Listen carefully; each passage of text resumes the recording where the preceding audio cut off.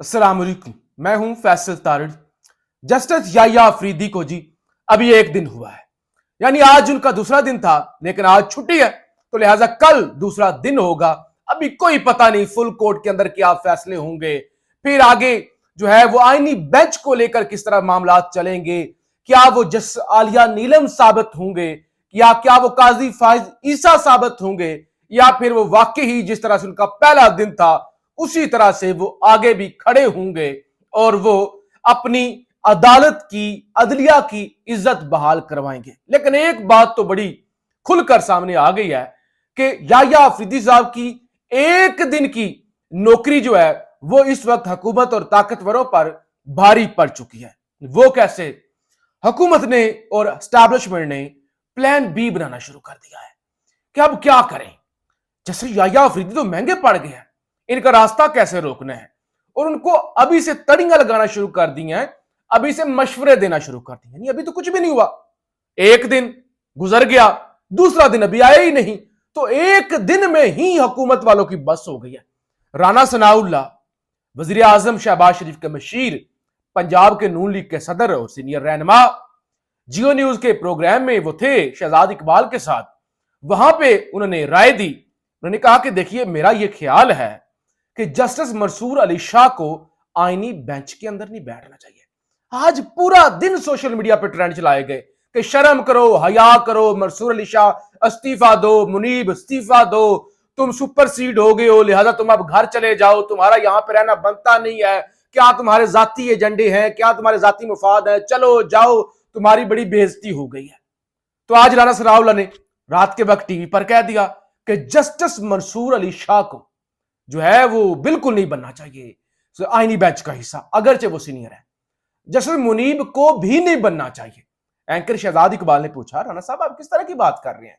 Justice Mansoor Ali Shah इंतहाई गैर जानबदार जज, इंतहाई सीनियर जज, काबिल जज, और वो तो शायद एशिया में किसी मुकाम पर हूं, यानी इतने बड़े जज हैं, पाकिस्तान के सबसे काबिल तरीन जज हैं। आप कह रहे हैं कि उन्हें आईनी बेंच के अंदर नहीं होना चाहिए? आप ये किस तरह की बातें कर रहे हैं? वो सीनियर जज है। तो राना सनाउल्लाह ने कहा, असल में ये जो पिछले कुछ महीनों के अंदर कंट्रोवर्सी बनी है, ये जो एक तनाजा बना हुआ है, जो सियासत के अंदर इंटरफेरेंस कर रहे हैं जजेस, तो इसलिए इन्हें नहीं होना चाहिए। एंकर ने पूछा, जस्टिस याह्या अफरीदी के हवाले से आपका क्या ख्याल है? तो राना सनाउल्लाह ने कहा कि मेरी जो जाती राय है ना, मेरी जाती राय ये है कि जस्टिस याह्या अफरीदी को भी आईनी बेंच का सरबराह नहीं होना चाहिए और ना ही आईनी बेंच में होना चाहिए। अब ये किस आइन की तशरीह आपने करवानी है? आप किस आइन की बात कर रहे हैं जिसके अंदर सुप्रीम कोर्ट के 3 सीनियर मोस्ट जज नहीं होंगे, यानी जूनियर जज सुप्रीम कोर्ट के, वो आइन की तशरीह करेंगे? ये कौन सा मेरिट, यानी आप चाहते क्या है? और फिर वो जो दिल की बात थी वो जुबान पर आ गई, कहते कि नहीं, जस्टिस याह्या को भी नहीं होना चाहिए, जो चीफ जस्टिस है उनको भी नहीं होना चाहिए, लाइन उनके बाद शुरू होनी चाहिए। यानी ये चाहते हैं अमीनुद्दीन खान वो आइन की तशरीह करे, आईनी बेंच की समाअत करें, मंडोखेल करे, आपका नईम अफगान करे, यानी क्या मुसरत हलाली करे, जो पसंदीदा जज है वो करें, यानी हद ही हो गई है। उन्होंने कहा नहीं, बिल्कुल नहीं, ना मंसूर साहब को होना चाहिए, ना मुनीब साहब को, ना याह्या अफरीदी साहब को। एक दिन में याह्या अफरीदी साहब ने इनके वजह से कह तोते उड़ा दिए, और काजी अभी गया नहीं, और काजी के हवाले से बड़ी मुतराजा खबरें आ रही हैं, तस्दीक तो नहीं हो सकी लेकिन कुछ मुतजाद इतलात आ रही है कि काजी फाइज ईसा साहब को तुर्की के एयरपोर्ट पे कुछ जूते शूते पड़े हैं, तो लिहाजा काजी साहब की याद सताने भी लग गई है। और अब धमकी क्या दी जा रही है? सीनियर सहाफी हैं, सुप्रीम कोर्ट को कवर करते हैं, सनात मलिक, वो ये दावा करते हैं कि हुकूमत अब ये भी सोच रही है कि अगर तो जस्टिस याह्या अफरीदी ना हुए कंट्रोल, फिर हम जबरदस्ती 63 की तशरीह पहले हो गई है, बंदे हम खरीद भी लेंगे, उठा भी लेंगे, हम जबरदस्ती एक ऐसी आईनी तरमीम करेंगे जिसमें हम रिटायरमेंट की मुद्दत जो है वो 68 साल कर देंगे, आईनी अदालत, आईनी बेंच को हम खत्म कर देंगे, आईनी अदालत बना के उसका सरबराह हम काजी फाइज ईसा को लगा देंगे। यानी हम फिर इस तरफ जाएंगे, हमें फिर ब्रूट, वो जिस तरह वो कहा ना कि हमें जालिम होना पड़ेगा, हमें फिर वो ब्रूट मेजोरिटी इस्तेमाल करनी पड़ेगी। तो ये तो हाल हो गया एक दिन में।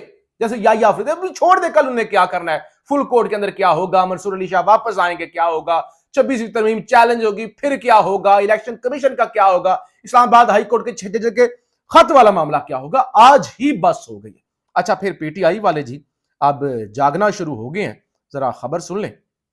एक तो जब से फिर से पीटीआई ने शुरू करने का फैसला किया है और मुल्क भर में अब जलसों की जो है वो पीटीआई की जो सियासी कमेटी है उन्होंने मंजूरी दी है। 1 नवंबर को पेशावर में जलसा होगा, 8 नवंबर को क्वेटा में, और उसके बाद कराची के अंदर जलसे होंगे। तनकीद हो रही थी काफी पीटीआई पर कि ना आप वकला मूवमेंट शुरू कर रहे हैं, ना आपको जलसे कर रहे हैं, और आप यानी हाथ पे हाथ धर के बैठे हुए हैं, खान की रिहाई के लिए भी आप कुछ नहीं कर रहे। तो सलमान अकरम राजा साहब की एक स्टेटमेंट आई है, वो कहते हैं तमाम दोस्तों से दरखास्त है, बड़े मकसद पर नजर रखिए, नगाह बुलंद, सुखन दिल नवाज, जान पुरसोज, आप में से हर फर्द मीरे कारवां है, तो लिहाजा जो बड़ा मकसद है उस पर नजर रखिए, आपको हाइपर होने की जरूरत नहीं है। इसके अलावा बार्सिलोना के अंदर जो है वो स्पेन के अंदर आज एक बड़ी गैदरिंग हुई, वहां पे जो है वो पीटीआई के साजिद यूसुफ छन्नी, ये फार्म 45 वाले जो है वो एमएनए है, इनको हरवाया गया, यानी फार्म 47 वाले को जितवाया गया है। और इसके अलावा जो है वो डॉक्टर शहबाज गिल साहब थे, तो और इसके अलावा हजारों की तादाद में बार्सिलोना के अंदर पीटीआई के वर्कर निकले हुए थे। और इसी तरह से आज वो बरतानिया से जो है वो एमपीज का खत भी आया था। तो लिहाजा आलमी महाज पर काफी पीटीआई एक्टिव हो रही है। अब पीटीआई ने फैसला यह किया है कि वो मुल्क के अंदर भी एक्टिव होगी। इसके अलावा खबर सुन ले कि आज कराची के अंदर भी रैली थी और उसके अंदर जो है वो डॉक्टर आरिफ अलवी ने भी खिताब किया। आरिफ अलवी साहब की जरा तकरीर सुनिए। कहते हैं, फौज सियासत करती है, लापता अफराद मिसिंग पर्संस का मसला अब बलोचिस्तान के साथ पूरे पाकिस्तान में फैल चुका है। ये आपके साबिक सदर डॉक्टर आरिफ अलवी कह रहे हैं, बिल्कुल ठीक कह रहे हैं, यानी उनकी बात ठीक है, ऐसा ही हो रहा है पाकिस्तान के अंदर। लेकिन एक यानी डॉक्टर आरिफ अलवी अब एक घसा पीटा सियासतदान, एक घसा पीटा सियासतदान, वो सड़कों पर खड़ा होकर यह कह रहा है कि फौज सियासत करती है। जब आप सुप्रीम कमांडर थे आर्म्ड फोर्सेस के, जब आप उनके सरबराह थे तमाम फोर्सेस के, जब आप ऐवाने सदर में थे, उस वक्त आप बोले नहीं। आपके सिग्नेचर के बगैर कानून साजियां होती रही, आप बोले नहीं।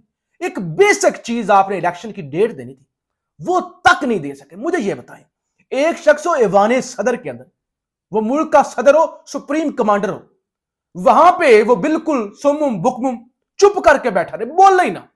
सड़कों पे आके अगर वो कौम को मदारी करे, कहे कि फलां सियासत करता है, फलां फौज ये करती है, तो भाई साहब जब आपको अल्लाह ने इज्जत दी थी, ओहदा दिया था, तो आप चुप करे, आप बोल। यार बेसिक चीज थी, इलेक्शन की डेट देना, ये यहां तक डेट तक नहीं दे सकते अलवी साहब। और इनके नीचे से बगैर इनके सिग्नेचर के कानून साजियां, या ट्वीट इन्होंने एक आधा किया जी, वो मेरे पूछे बगैर होगी, पता नहीं कैसे जो तरमीम हो गई है। तो अब ये सड़कों पे कौम को लेक्चर देने। बहरहाल नवाज शरीफ साहब यूरोप में, उनके नाक में बड़ी दम हो गया है। वो जिस तरह से नारे लगते हैं, वो लोग बाहर, वो यानी उन्होंने जीना हराम किया हुआ नवाज शरीफ साहब का लंदन में एमन फील्ड के अंदर। तो अब नवाज शरीफ साहब जो है उन्होंने अमेरिका जाने का फैसला किया है। कल वो जो है वो बरतानिया से अमेरिका के लिए रवाना होंगे और फिर वो यूरोप वापस आएंगे अमेरिका से होकर, और 5 नवंबर को मरियम नवाज भी उन्हें वहां पे ज्वाइन कर लेंगी। पाकिस्तान जिंदाबाद।